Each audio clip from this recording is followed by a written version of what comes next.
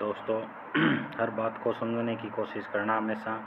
Share market में यदि कामयाब आपको होना है तो मैंने जब बृहस्पतिवार का दिन था, मैं ग्रुप में कह रहा था, जब निफ्टी 24,740 यहाँ पर थी तो मैंने ग्रुप में कहा था डेंजर जोन में खड़ी है ये।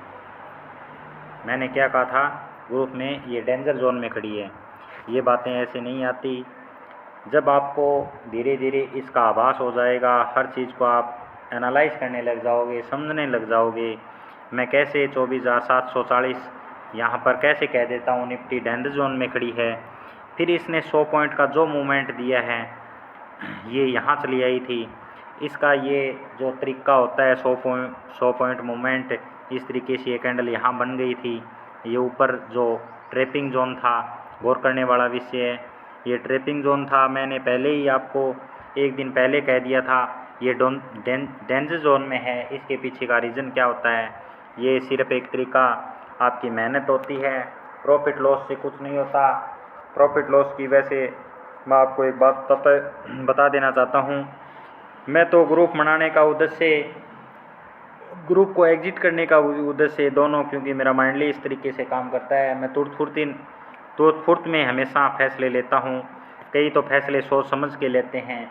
मैं ना तो एंट्री में कभी लेट करता, ना मैं एग्जिट में कभी लेट करता। यदि मेरे को लगे जैसे सेंसेक्स 30 रुपये, 40 रुपये और 90 रुपये, फिर वापस वही 50 रुपये, वही 30 रुपये, इस तरीके से चल रहा था। मैंने बंदों को 40-45 पे जो हमारी कॉल थी 800 वाली, याद ही होगी आपको। तो मैंने यहाँ पर सेंसेक्स की पुट के लिए बोल रखा था। 30-40 रुपये चल रही, मैंने यहाँ से बाई करवा दिया था। जब ये 70-80 रुपये चल रही थी, 70-80, 90, फिर ये वापस 50-40 ऐसे चल रही थी। बार बार ये प्रोग्राम चलता जा रहा था। मेरे बंदों ने मुझसे मैसेज भी किया, भाई इसका प्रॉफिट कहाँ बुक करें। जब 40 रुपये का माल 70-80, 90 रुपये चला जाता है तो इनको प्रॉफिट का जो गेम है वो प्रॉफिट बार बार जब डाउन आती है तो इनको लगता है यहाँ प्रॉफिट बुक कर लेते, यहाँ प्रॉफिट बुक कर लेते, यहाँ प्रॉफिट बुक कर लेते।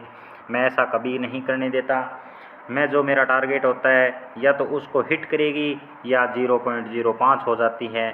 मेरा तो सीधा सा उद्देश्य है। मैं ऐसे कभी काम नहीं करता जैसे 50 पे माल ले लिया 55 पर बेच दिया। ये गणित मेरे कभी समझ में नहीं आता। यदि 50 पर माल ले लिया तो मैं तो 100 पर बेचूँगा। इससे पहले मतलब ही नहीं कि मैं बेच दूँ या ये माल मेरा जीरो हो जाएगा। अपना तो सीधा सा उद्देश्य यही होता है, जो चीज़ हमने ली है हमने उसको गहनता से पढ़ा है, गहनता से उसके बारे में जाना है। ये माल कितना सस्ता है। यदि आपके पास 50 रुपये का माल है, आप ये कभी नहीं सोच सकते ये 50 का माल नहीं था, ये माल तो 500 रुपये का था, पर आपको मिल 50 रुपये में 50 रुपये में था। पर आप 50-55 जब 60 होते हो तो आपको लगता है 50 से 60 चलेगी, 40 आ जाती तो ले लेते। ऐसा नहीं है भाइयों, मैं आपको बता देता हूँ, वो माल बहुत सस्ता होता है पर आप में ख़रीदने का हुनर नहीं होता। आपको ये पता नहीं सपोर्ट कहाँ है, रेजिडेंस कहाँ है। इन चीज़ों का गहराई से आपको जब तक पता नहीं होगा।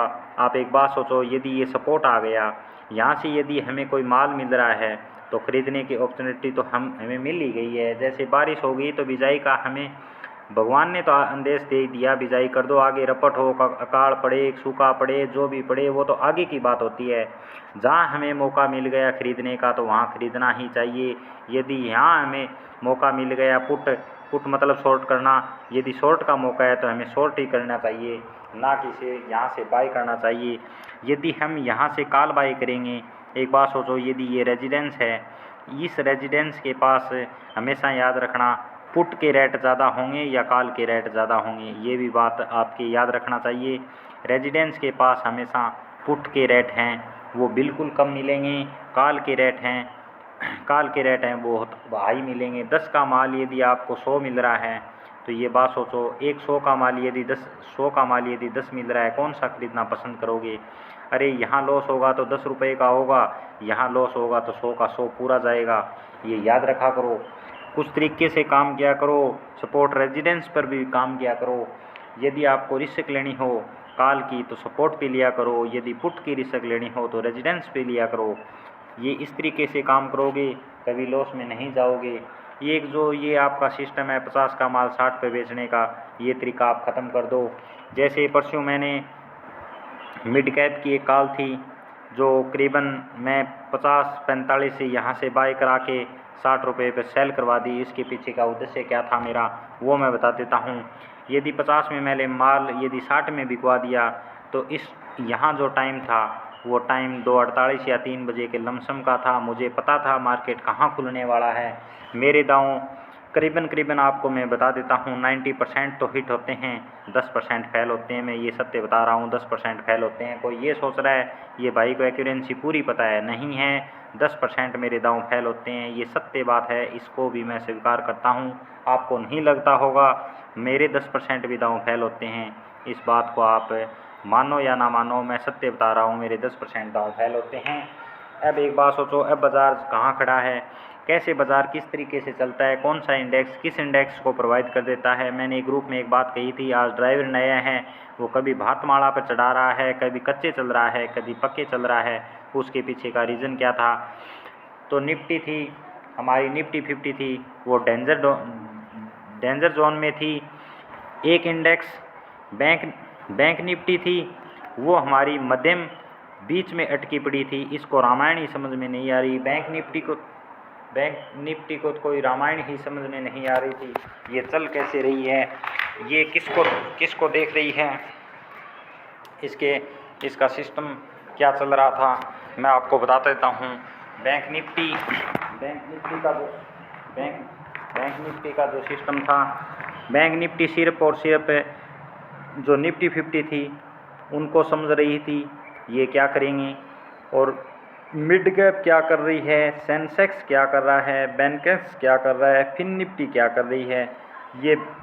ये तो जो बैंक निफ्टी थी ये तो बीच में उलझी पड़ी थी, ना तो बात की बात कह सकती। जैसे कहते हैं ना 5 आदमियों को पंचायत होती है, एक आदमी ऐसा दोगला पाएगा जो ना तो इसकी कहेगा ना इसकी कहेगा, बीच में गुमड़ा समूह करके बैठा रहेगा। ये तो बाद में अपना भाषण करेगा, मैंने ऐसे किया मैंने वैसे किया। ये गुमड़े से मुँह वाली बैंक निफ्टी बैठी थी बीच में, ये गुमड़े से मुँह वाली थी ना, ये बैंक निफ्टी थी साली थी। ये किसी भी तरफ कोई बात नहीं कह रही थी।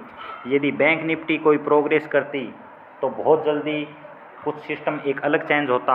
इसका ड्राइवर एक अलग इंडेक्स बन गया था, 5 इंडेक्सों में ड्राइवर एक अलग था जो पिछले 1 महीने से चेंज होके आया था। ये आप नहीं जानते वो ड्राइवर कौन था।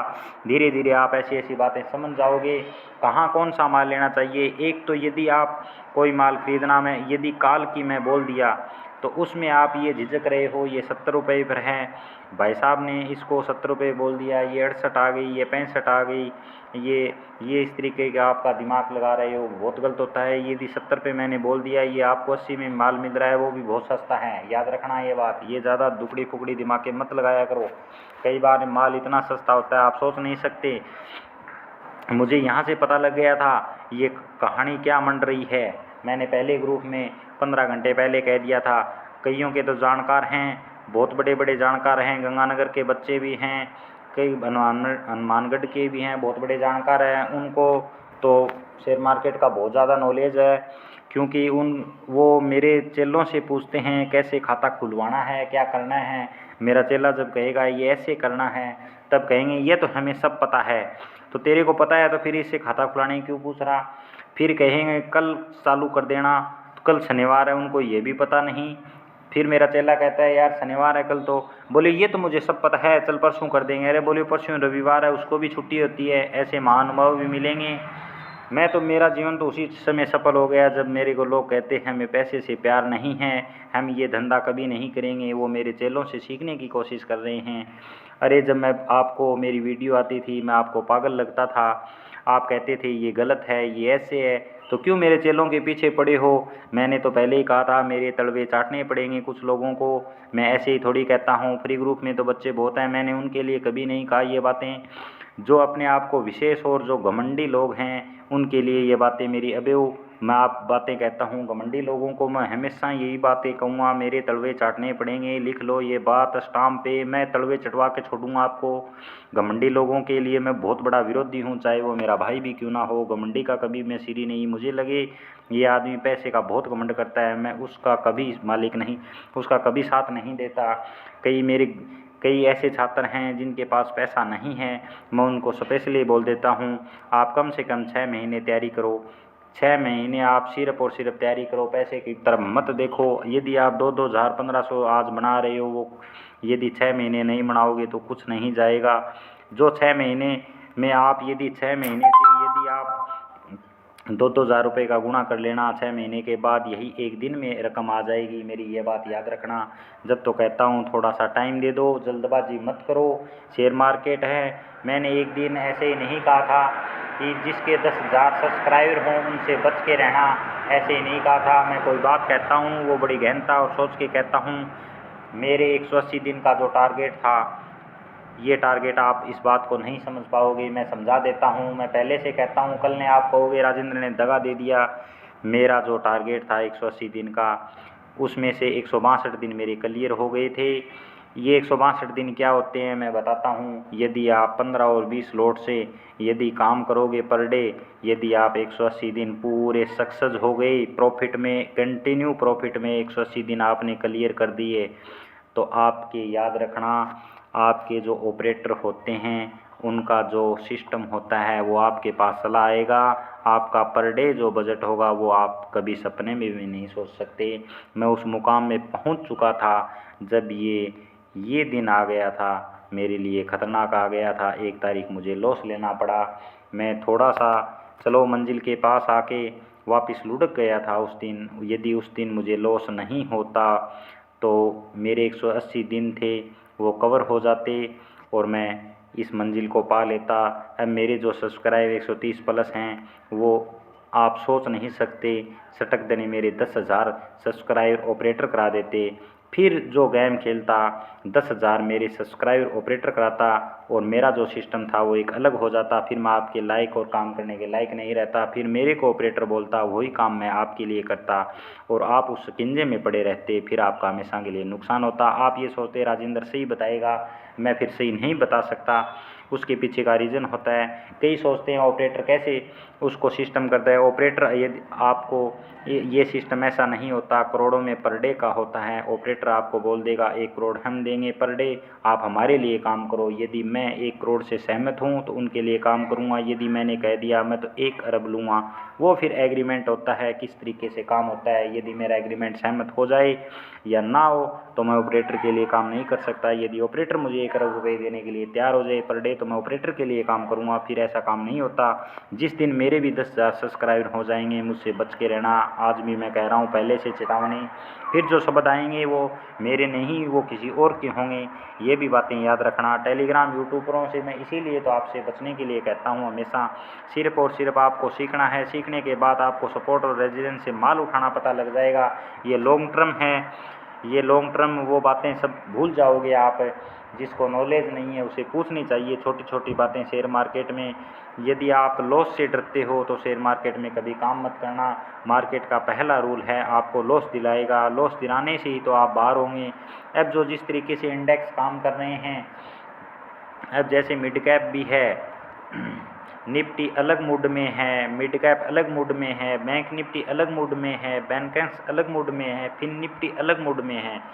तो ये सभी इंडेक्स हैं वो अलग अलग सिस्टम से चलते हैं। कोई कॉल की तरह बिठाने की कोशिश करता है, कोई हमें पुट की तरह बिठाने की कोशिश करता है।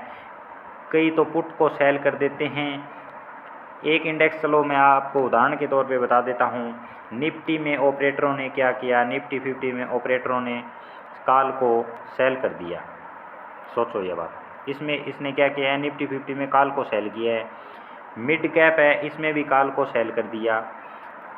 तो कहीं तो पुट को भी इन्होंने बाय किया होगा। वो कौन था, वो कौन था? ये था सेंसेक्स था।